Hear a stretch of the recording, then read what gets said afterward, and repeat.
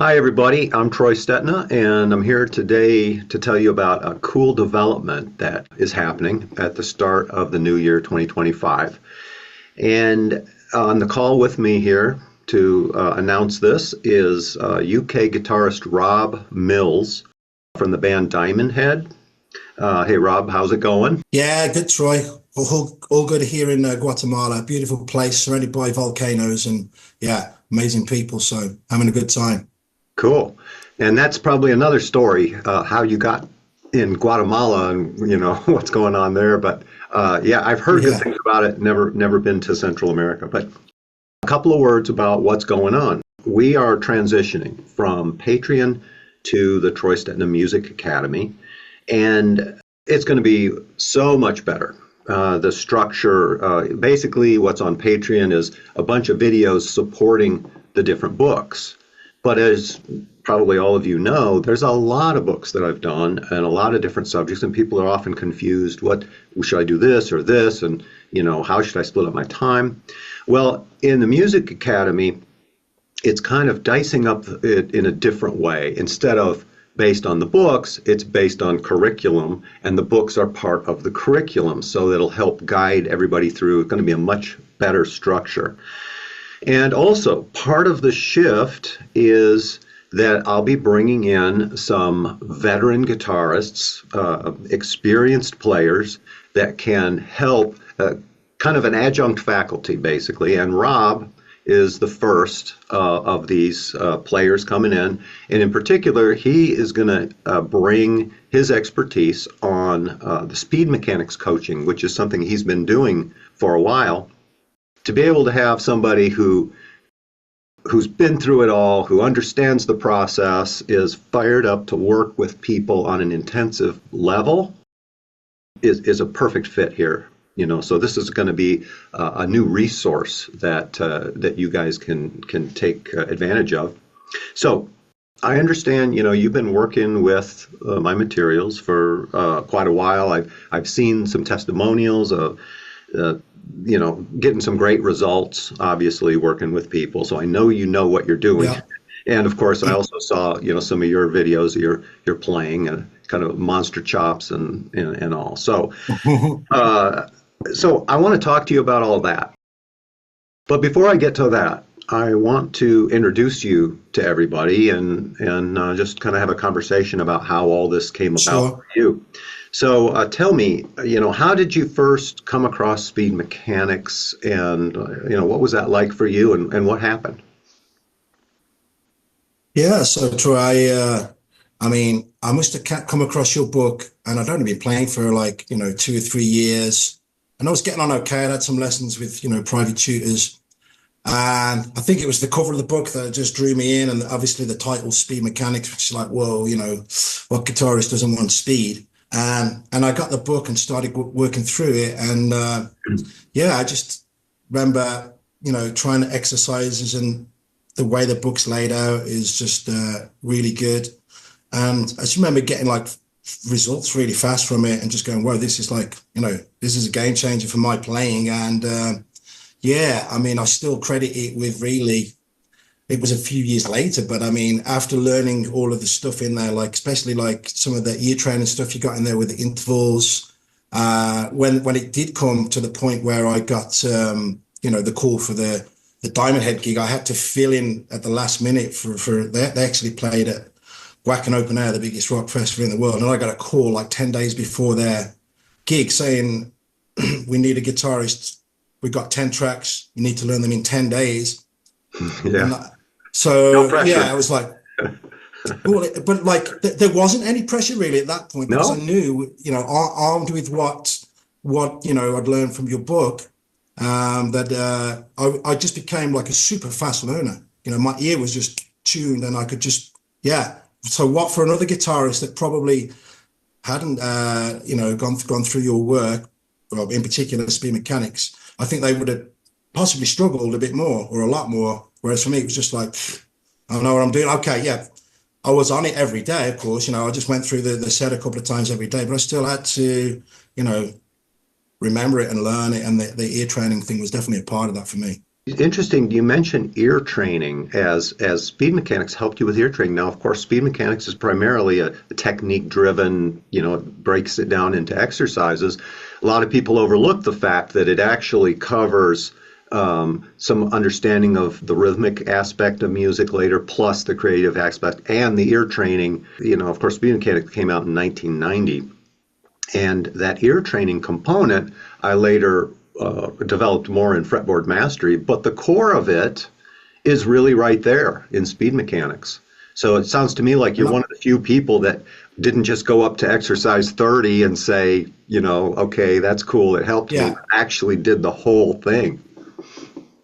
Exactly, yeah. And you say that you just mentioned that it came out in 1990, which was the year I started playing guitar. So that was kind of like some kind of cool synchronicity as well. But yeah, I mean, there's so many cool aspects to the work. Just going through with a student the other day and just drilling through the section, The Art of Practicing, which is amazing because there you get to, if you're struggling with, pretty much you can cover anything, like if it's a riff or a solo or a bit in a song, and you just, like you say, we create the variations and we overcome that weakness and all of a sudden we're set free and we just become much better guitarists if we follow how it's laid out. And like you say, don't stop at exercise 30. And that's what my coaching program covers, is we go for the whole thing. You say 2 months, but it's intensive.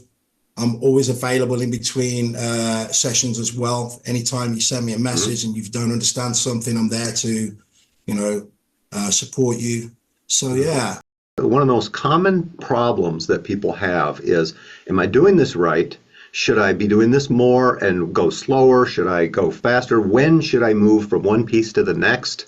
And what I'm hearing you say is that having the experience of the whole thing is you're looking for where to guide people through the process of how to get the most bang for the buck in the fastest way, so that you can get, well, sure, you want to improve your technique, but on the one hand, that's kind of can be like a brick wall where people run into this piece where they can't keep progressing, and then having different ways of either getting around it or, let's go over here and let's apply this, let's work on this a little bit more as you work on this at the same time. Those are the kinds of things I think that someone with the bigger expertise is invaluable for, to help people through the process. Do you find that a lot where people will hit like the stumbling block and they have to try different ways to get around it? What's your experience like with that? Yeah, for sure. I mean, one of the guys, Alex, that came on, he'd been playing for like 14 years. And so he's got plenty of experience. But when he started the coaching program, he was just having you'll see on the testimonies, he started having like these epiphanies of like how he was breaking through previous blockages that he couldn't get through. And so, I mean, geez, when I first, started speed mechanics back in the day, I wish I'd have had like a pro level guitarist that just went, hey, I can help you get through this. I mean, you can do it on your own, of course, but it's going to take you a lot longer, and you haven't got that guy. Like there was Corey, one of the other guys, how he was holding the pick. And I saw it on the video. I was like, try holding it like this, because he was trying to play these fast Metallica riffs and he wasn't getting on with it. And I said, just swing it around a bit like this. And then he sent me a video a couple of days ago. I can do it now, like these riffs are, yeah. So stuff like that. It's just those little things that you don't necessarily know yourself. And of course, if you learn like a certain habit and it's harder to undo down the line. Right. Whereas if you get into good practices and good habits early on and they stay with you. So I'm like, when the guys first come on and we're doing that very first exercise, like the chromatic one, exercise number one, right? Where we're hammering on the chromatic. I'm like, right, get on your fingertips. Each, fret each, like you say in the book, but I reiterate that. And then because if the next week or the week after that, I see them not doing it again, I'm like, I'm drilling, I'm going, got to do that, because you've got to get into these good habits early on. Right. And then you set up for life then. What you're saying, so true. Where the rubber meets the road You can talk the concept all day long, but when the rubber meets the road, if you're not applying it right, it just isn't happening. And when somebody's like, okay, they read, oh, I'm supposed to be on my fingertips. Well, how much on your fingertip? And those are the things, the nuances that, yeah, somebody who understands the bigger picture and has gone through the process and developed it and knows where you're going to be, then can come back and say, yeah, that's not quite there. Do it a little more this way, and that'll pay these bigger dividends down the road. You mentioned back in the day. What was the day? When did you pick up speed mechanics for the first time? I mean, as I say, that when I got the book, I'd probably been playing 2.5 years, I think. I was a big Guns N' Roses fan back in the day. Slash was the reason I started playing guitar. And one of the other things that I recommend for students as well is like get an album that you really love and turn that into a project and try and learn it note for note. That's what I did with Appetite for Destruction. Van Halen won every single freaking note. And then it was the Ozzy live broadcast of a show with Randy Rhoads over what was called the King Biscuit Flower Hour. It was a syndicated radio program, and I recorded it live off the radio on a cassette. Learned every freaking note. Nothing develops your ear though, like cutting your teeth on connecting to the music. And it does not surprise me one bit that was your formative stuff, because that develops your ear. And when your ear is developed enough, then you come to the speed mechanics ear development stuff, and it's kind of like more fundamentals of ear training. Oh, that's why that sounds familiar to me. And you start looking at musical structures you can connect your ear to, and everything starts falling into place, and you keep moving it forward. How would you say that digging into speed mechanics changed your playing, though? Because Slash is a good player, no doubt. He does what he does well, but he's not a shredder much. He doesn't. It doesn't require the level of speed that is in speed mechanics, obviously, to do that stuff.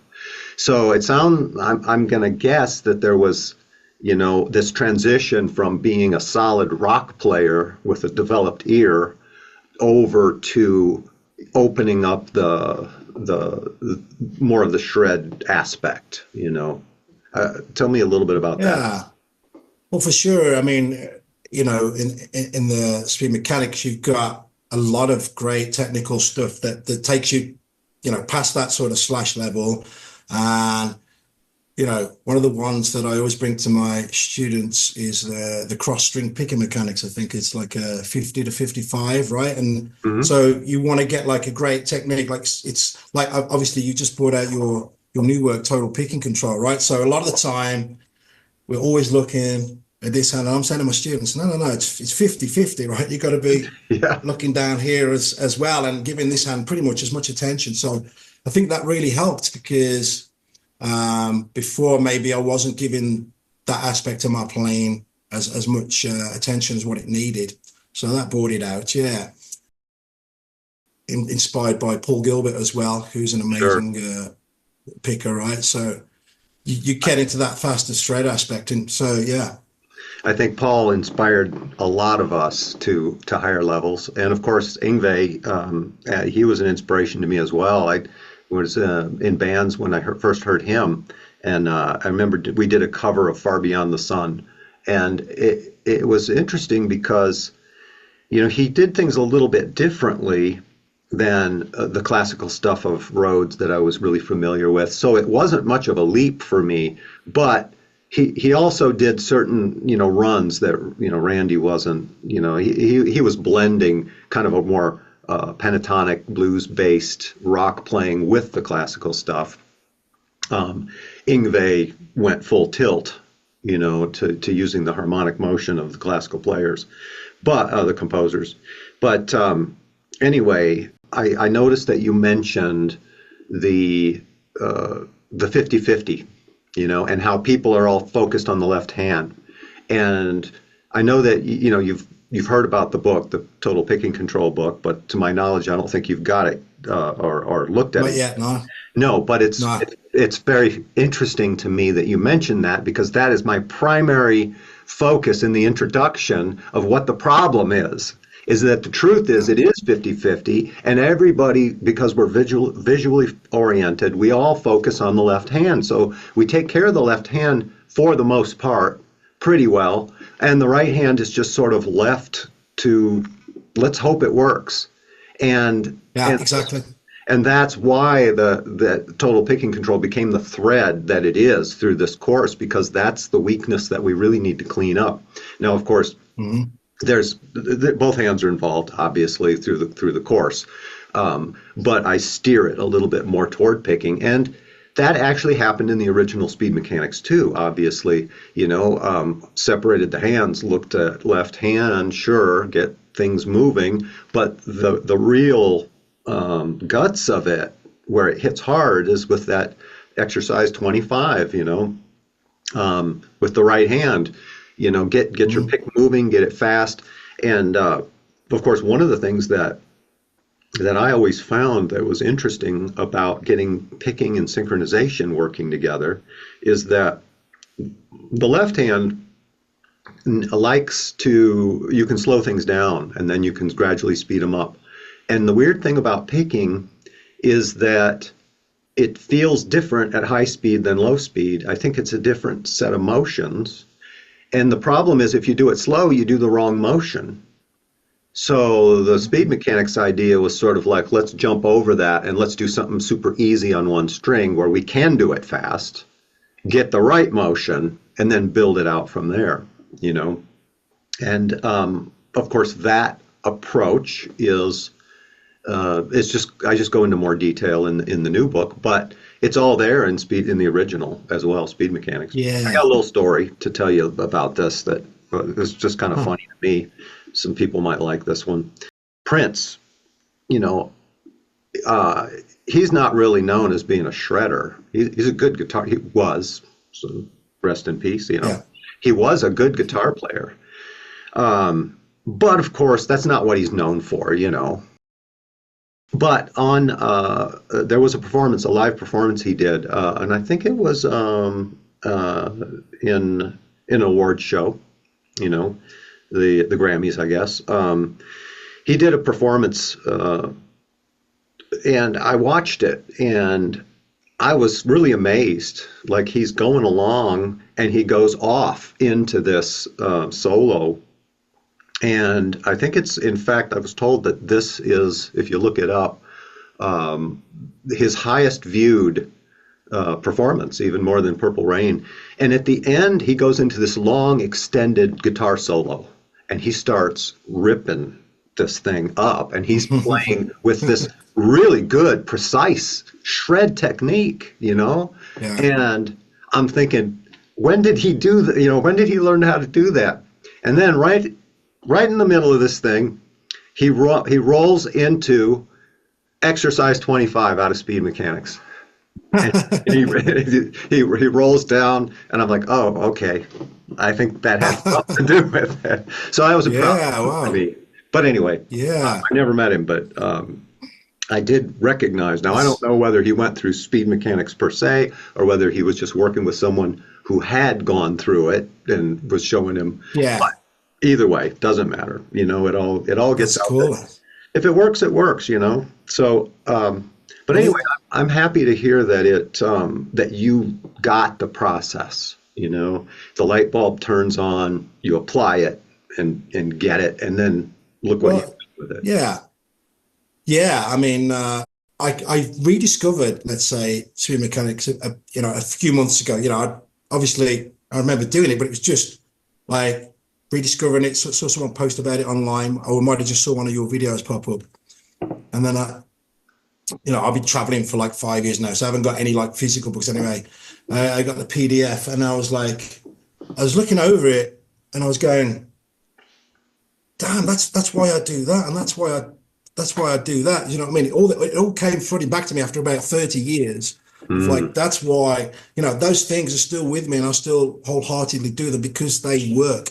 One other thing I should mention as well is that the other thing is with the audio tracks, the other cool thing is that you hear the version that's slow, and then you hear when you rip it up fast, and you go, okay, and you realize the importance of using a metronome. So you go, right, I'm going to start off and practice this slow, and if I start off slowly, just at 5 BPM a week or something, then I'm going to be up to the speed that Troy's playing it at, or even faster.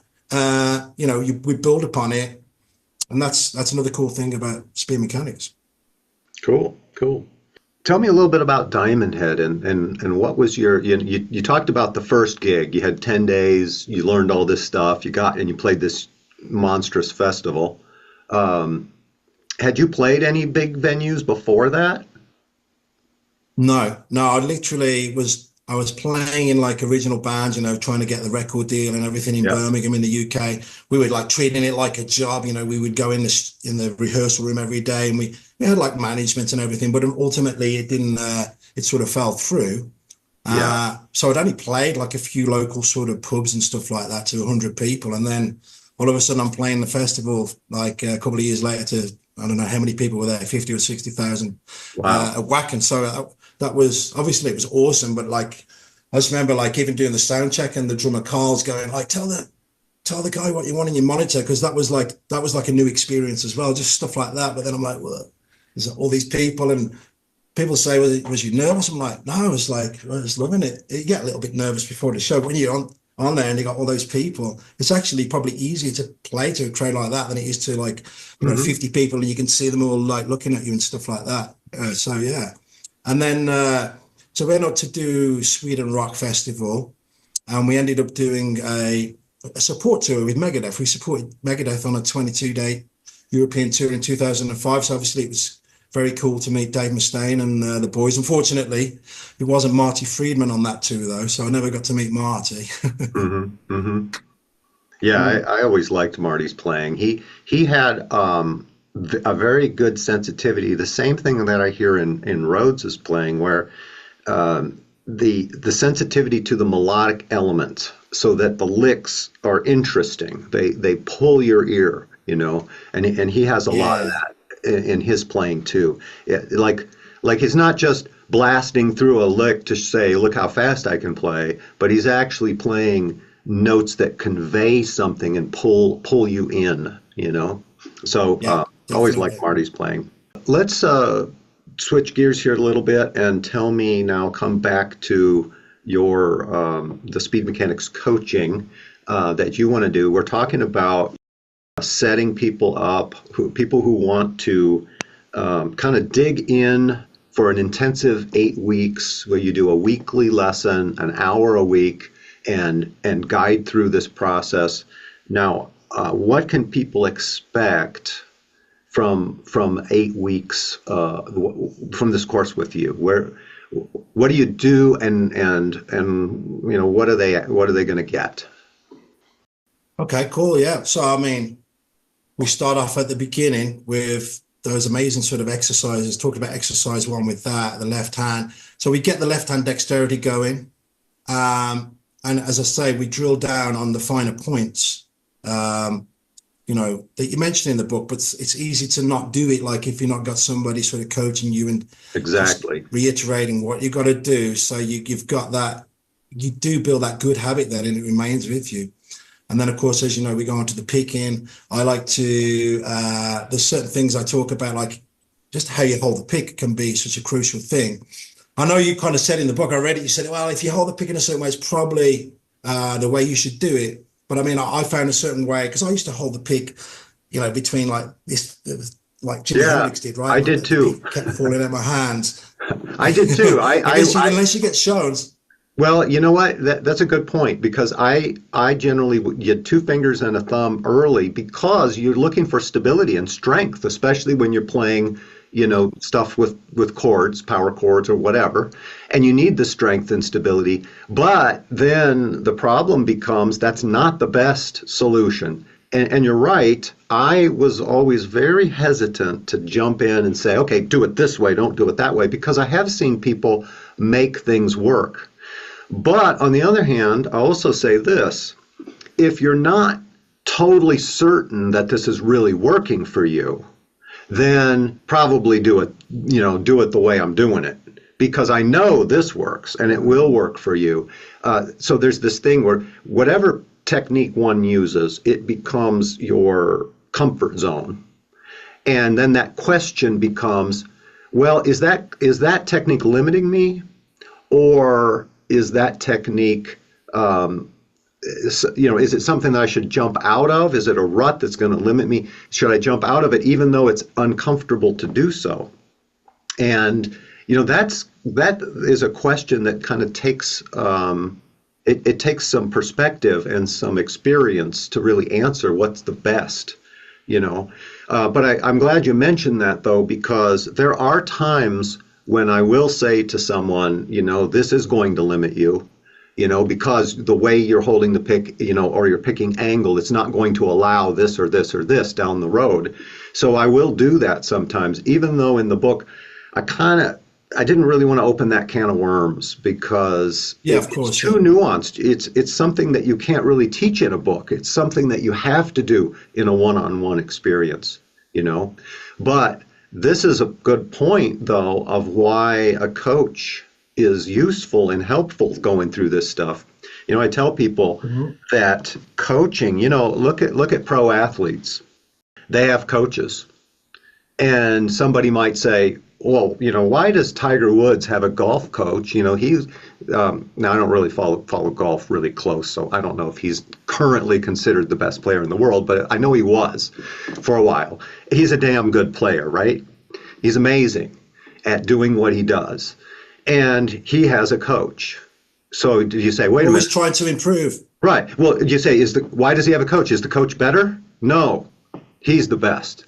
The coach has an outside perspective. The coach he has a range of experience. Because he's outside, he can look with that perspective and evaluate what's happening. When you're doing the thing, you can't evaluate yourself. So, and in music, we are our own, we use our own ear to self-correct. Guess what?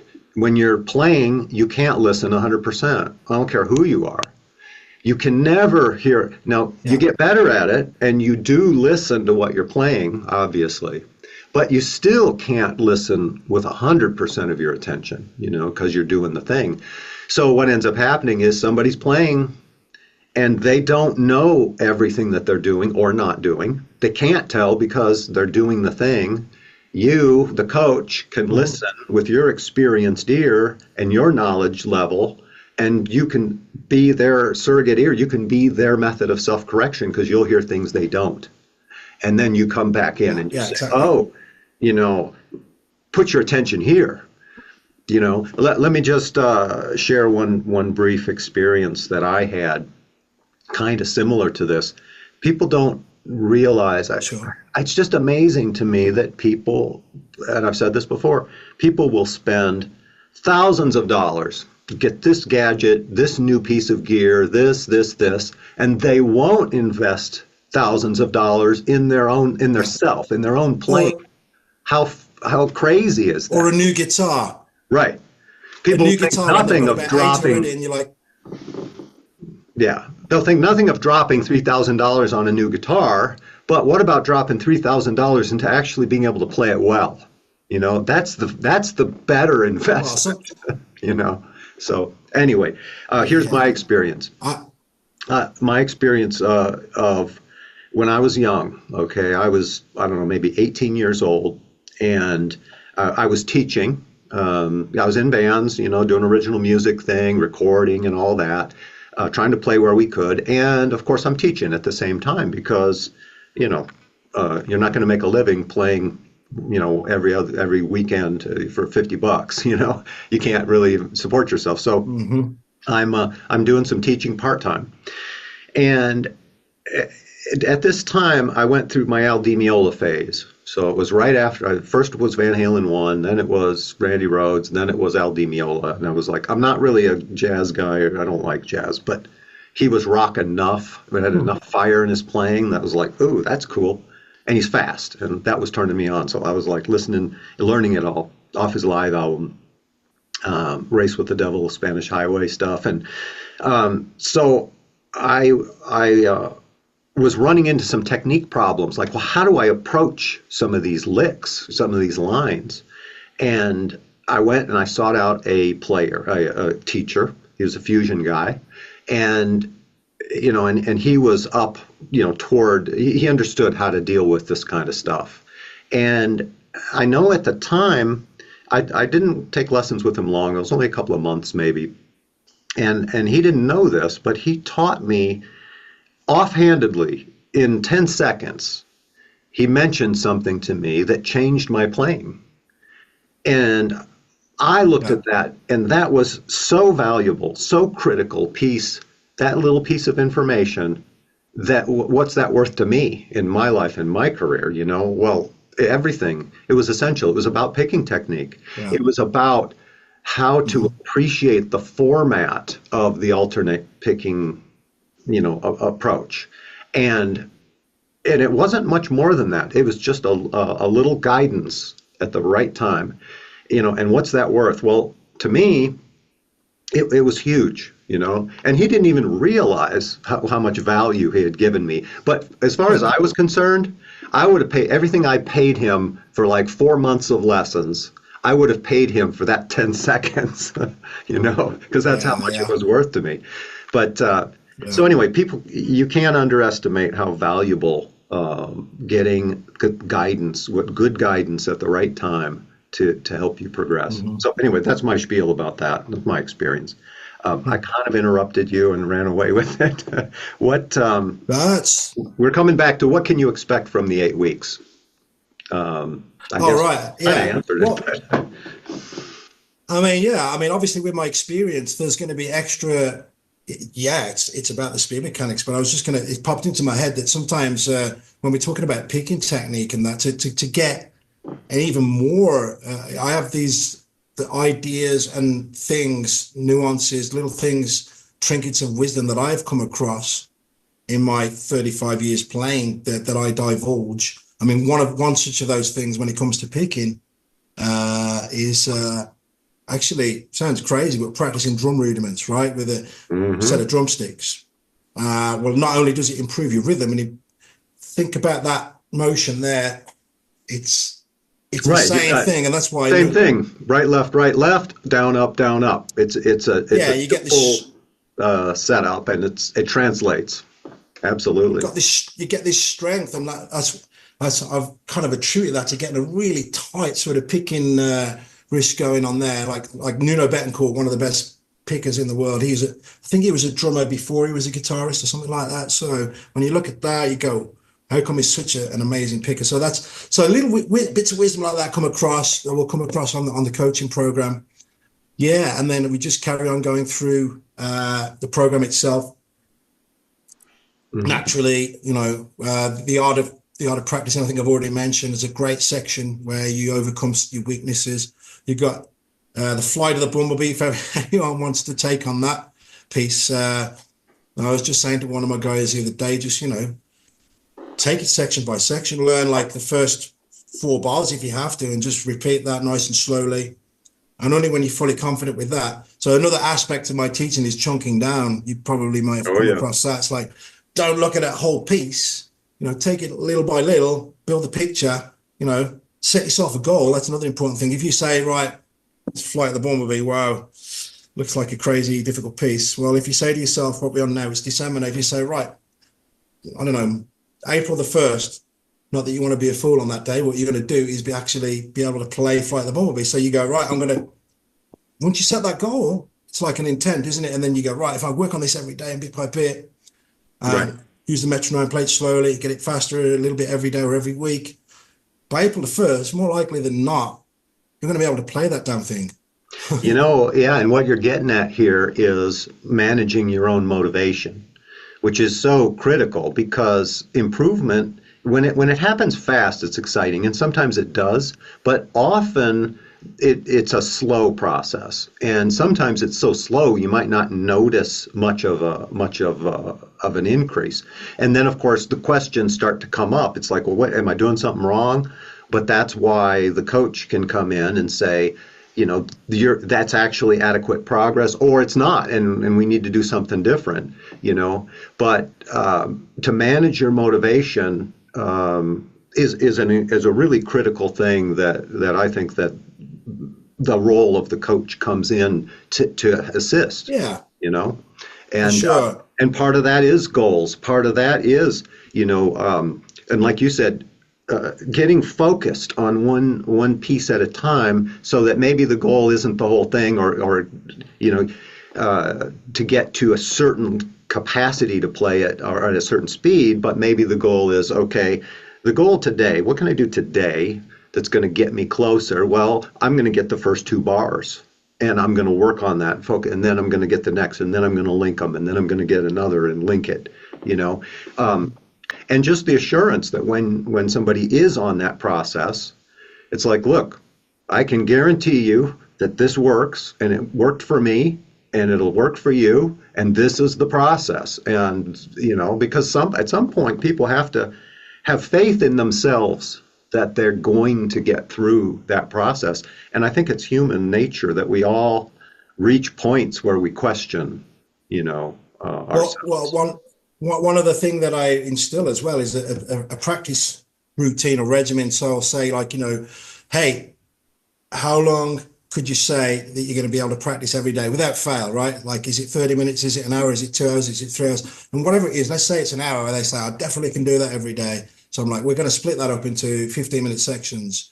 So obviously with the speed mechanics, we'd probably do exercises 1 to 10 you do for the first 15 minutes. And then whatever we're concentrating on, obviously students sort of differ slightly in whatever. If they want to go, I definitely want to concentrate on the ear training more than anything else, because that's one of my weaker parts. Then we go, okay, so for the second 15 minutes, you're going to be doing the ear training parts. And then for the third 15 minutes, maybe you're picking needs. So you're going to do the picking exercises. And then I always say for that last 15 minutes, then you go, right, I've done some work there. I just want to kick back, have some fun, and learn a new riff or whatever. Because you've got to have that reward as well. It's like, it's not all work. You've got to have something that you go, this is why I'm doing it, because I want to play this bitching solo or whatever. So that's what I'm going to work on for the last 15 minutes. And then that 15 minutes, logically, because you're enjoying it, will just hopefully extend and extend and extend. So you end up practicing for 2 hours when you're only going to practice for 1. I couldn't agree more. That is so true. And as you say these sorts of things, it does not surprise me one bit that you mastered through the speed mechanics process and got where you got, because you're saying all the things that I am constantly saying to people about how to find the balance and how to keep the inspiration and also a little discipline, to tell yourself, because otherwise people get into ruts and they overdo one thing and they burn out on it.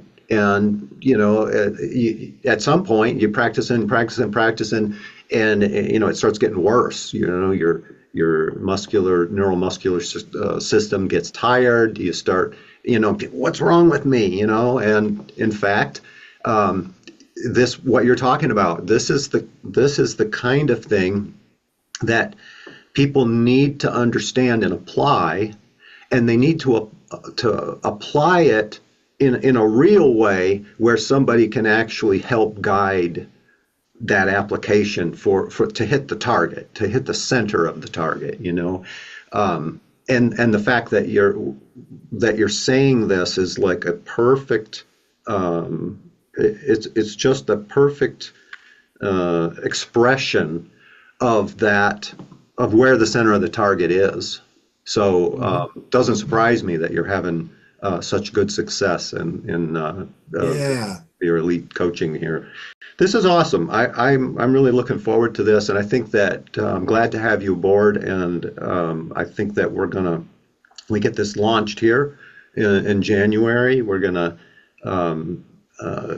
move forward with the academy structure. It's going to be great, and being able to have you come in and assist people in a very deep and meaningful, direct way to get them through what is often, this technique barrier is often the biggest challenge, in the process. So getting your fingers to do what they want them to do. that's right. And then, of course, once you got it, you've got it for a lifetime. I mean, not saying that if you drop the guitar and you don't play for a year, that it won't erode a bit. But even, and I can speak from experience because I've done that many times, that even if it erodes, once you've got it, it'll come back really, really fast. You apply the same principles, but instead of taking, months to develop, it comes back in a day or two. You know what I mean? Because it's all in there.